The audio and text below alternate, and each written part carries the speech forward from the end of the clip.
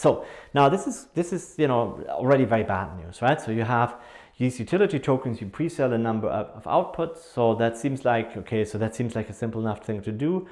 Well, we show that leads to overproduction, from the perspective of the entrepreneur. So it's not attractive really for the entrepreneur ex ante, right? Likewise, if you do revenue sharing, that leads to an underproduction. That also doesn't seem appealing. So is there any way how tokens can be used?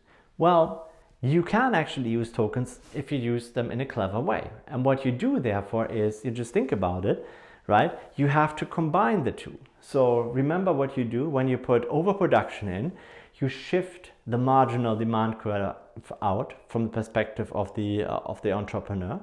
And so then what you want to do is you want to essentially just tilt it back so that you hit the point of the production. So now this is the graphical description of it. Another way to think about it is as follows. When you do overproduction, there is something that you don't internalize. Now, don't internalize sounds like an externality, right? So when you're a producer, for instance, of pollution, right? So as some producers pollute and they don't take pollution into account because it doesn't affect them directly. That's an externality. Now, how do we solve problems with externalities? Well, we impose a tax.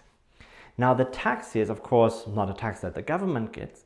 The tax here is that you require the producer to give up a certain fraction of the income from futures token sales. And so that is the tax. And what that therefore leads to do is that with that tax, you tilt the marginal demand curve, and you tilt it in such a way that you essentially achieve exactly the same output which happened without the distortion. So, in other words, what you do is you issue a certain number of tokens ex ante, and then for every incremental token that you issue afterwards, you have to give up a certain share of the new tokens. And so that token share can actually be determined in closed form in our particular simple toy example.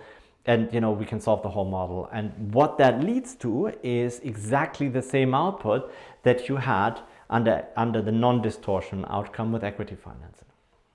So in other words, the formal result here is you pre-sell a token, right? Now what will happen is if the quantity that you produce, then if you produce more than the token amounts that you sold initially, you basically share the revenue from the incremental tokens.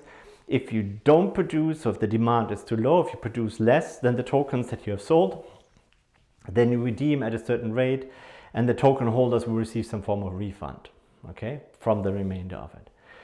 Now, in all cases, what the entrepreneur does, and the entrepreneur will produce precisely the optimal quantity at even given point in time. So there's no more distortion.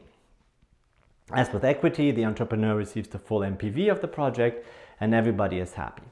Okay, so in other words, anything that you can achieve with tokens the non-distorted outcome.